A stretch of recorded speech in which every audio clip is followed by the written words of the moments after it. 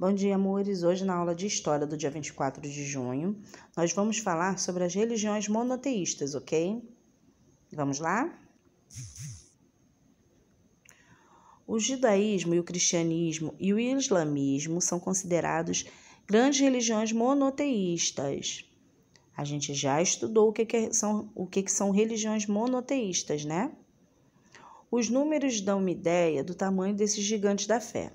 O cristianismo é a maior religião professada no mundo, com mais de 2 bilhões de seguidores. Os islâmicos e muçulmanos ficam em segundo lugar, ultrapassando 1 bilhão de fiéis. Os judeus, em menor número, contam com 14 milhões de devotos. Onde vivem os seguidores dessas religiões? Os cristãos habitam em sua maioria na Europa e América.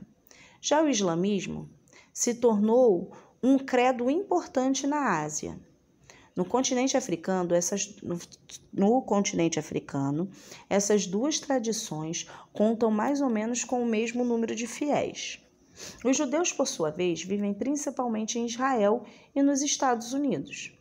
Além de acreditarem em um único Deus, e isso torna a religião monoteísta, quem acredita em apenas um Deus, essas religiões apresentam outros elementos em comum. Primeiro, todas elas foram criadas na Ásia e consideram a cidade de Jerusalém, em Israel, um lugar sagrado. Segundo ponto os 3 credos reúnem seus ensinamentos em grandes livros e acreditam que Abraão foi o primeiro patriarca, ou seja, foi o primeiro líder de uma família ou de uma tribo. Ok? Vamos falar sobre o judaísmo. Ele é a primeira religião monoteísta da história, tá? Foi fundado pelos hebreus, um povo da antiguidade que viveu na região da Palestina, que hoje em dia é Israel. Os hebreus acreditavam que tinham sido escolhidos para preservar a fé em Deus, também chamado de Javé ou Jeová, tá?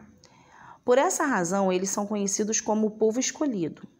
A Palestina, por sua vez, foi batizada em Terra Prometida, pois seria território reservado por Deus aos hebreus. O livro sagrado do judaísmo é a Torá, que narra a história dos hebreus. Geralmente, essa obra é guardada com muito cuidado em uma sinagoga no templo judeu, tá? Ou seja, a sinagoga é um templo judeu. O rabino é o líder da comunidade judaica e deve conhecer com profundidade a Torá. O judaísmo conta com figuras de grande importância religiosa, como Abraão, que é o primeiro patriarca, Moisés, que libertou os hebreus do Egito, bem como os reis Davi e Salomão. No início da era cristã, os judeus foram expulsos da Palestina e passaram a viver em diferentes lugares do mundo. Por quase 2000 anos, eles sofreram por 2 motivos. Não contavam com um território próprio e eram vítimas de grande intolerância religiosa, principalmente na Europa. Essa situação mudou apenas em 1948, quando foi criado Israel, um estado judeu onde se encontrava a antiga Palestina. No Brasil, os judeus chegaram em grande quantidade nos séculos 19 e 20. Hoje em dia, existem cerca de 100 mil seguidores do judaísmo no país, principalmente nas regiões Sudeste e Sul.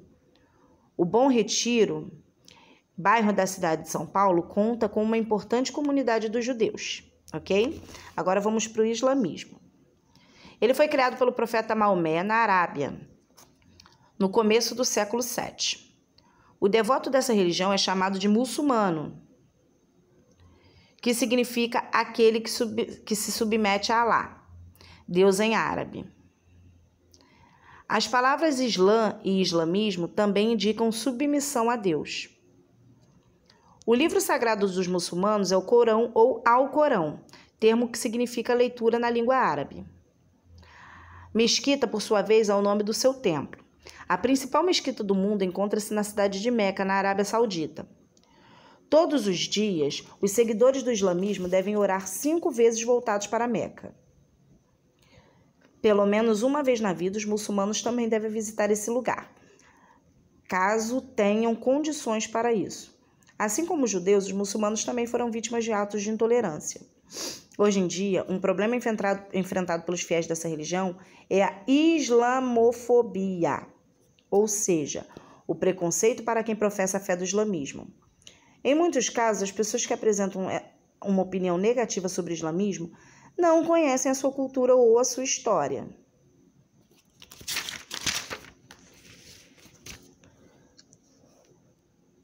Segundo dados do governo brasileiro no Brasil, há pouco mais de 35 mil muçulmanos. Muitos deles são descendentes de sírios e libaneses que migraram para o país na virada do século XIX para o século XX. Desde 2001, o número de convertidos ao islamismo aumentou, entre outras razões, pela construção de novas mesquitas no Brasil, em Foz do Iguaçu, na cidade do Paraná, que faz fronteira com a Argentina e Paraguai. Existe uma grande comunidade islâmica lá. Nesse município é possível conhecer a mesquita Omar Isso aqui eu não sei falar não, gente. Sei não, hein? Se alguém souber, mande áudio para mim aí que eu não sei falar isso não. Inaugurada em 1983. O nome desse templo é uma homenagem ao poderoso governante da Arábia Saudita. Aqui, ó, uma imagem dos muçulmanos voltados para a cidade de Meca.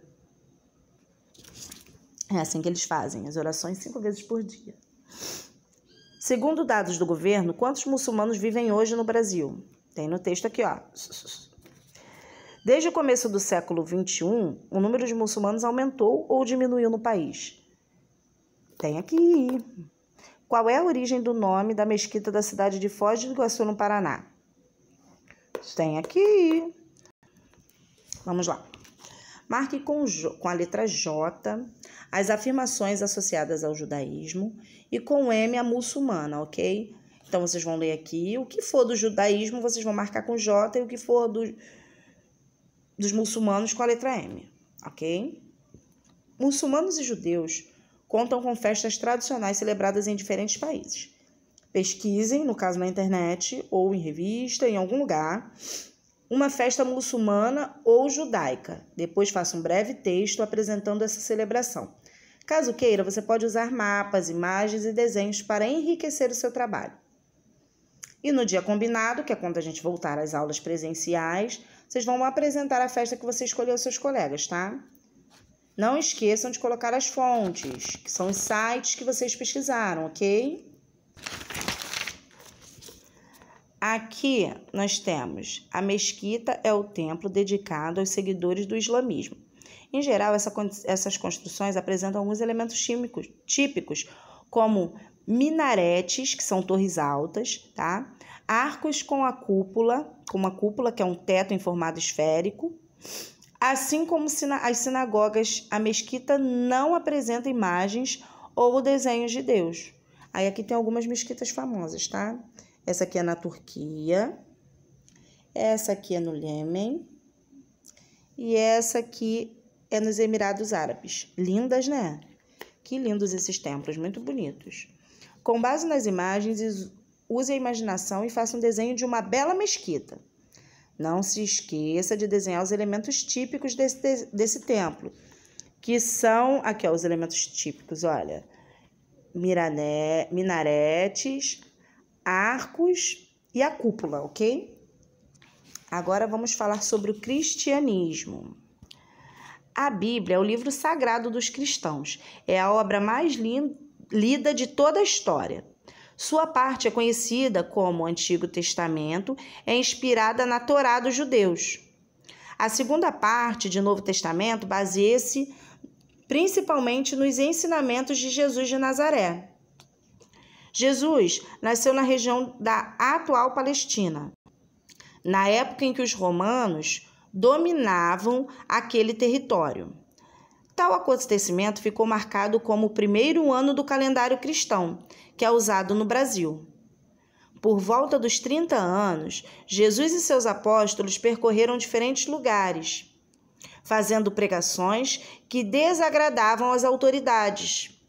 Ao mesmo tempo, essas pregações ganharam simpatia de muitas pessoas, pois falavam, entre outras coisas, do amor ao próximo, perdão e caridade. Acusado de blasfêmia, blasfêmia era uma fala, um ato que fosse ofensivo a algum tipo de religião, no caso, na religião que eles professavam naquela época, ok? Então, ele foi acusado de blasfêmia. Jesus foi condenado à morte por crucificação. Esse fato fez espalhar seus ensinamentos, que acabaram dando base a uma nova religião, monoteísta, que era o cristianismo. Cristo é uma palavra grega que significa ungido, consagrado, Messias. Para seus seguidores, Jesus é o Cristo, ou seja, aquele que foi enviado por Deus para salvar os homens. Durante 300 anos, os cristãos foram perseguidos pelos romanos, entre outras razões, porque a crença em um único Deus os impedia de aceitar que os imperadores se proclamassem deuses. Todavia, a partir do século IV, foi concedida a liberdade de culto aos cristãos. Rapidamente, eles se tornaram o maior grupo religioso do império. Com o tempo, a igreja, termo grego para significar assembleia, tornou-se uma instituição com regras e hierarquias, formadas por um grupo de especialistas que orienta os fiéis. Durante a Idade Média, a igreja cristã tornou-se poderosa, influenciando até os menores detalhes da vida dos fiéis. A primeira grande divisão do cristianismo aconteceu no século XI. Na ocasião, interesses diferentes levaram à criação de duas igrejas. A Igreja Católica Apostólica Romana, sediada em Roma e comandada pelo Papa, e a Igreja Católica Ortodoxa, sediada na Grécia e liderada por patriarcas.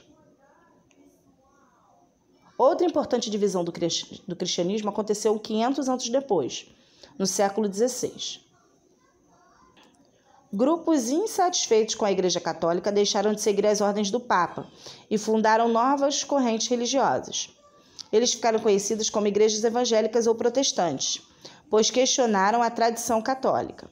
Martinho Lutero, religioso alemão, iniciou esse importante movimento e deu origem à Igreja Luterana. Além dele, receberam destaque também o francês João Calvino, fundador do calvinismo, e o rei da Inglaterra, Henrique VIII, criador da Igreja Anglicana. Ao longo do tempo, outras tradições protestantes foram criadas, dando origens a milhares de igrejas. Hoje em dia, existem cerca de 30 mil correntes cristãs em todo o mundo.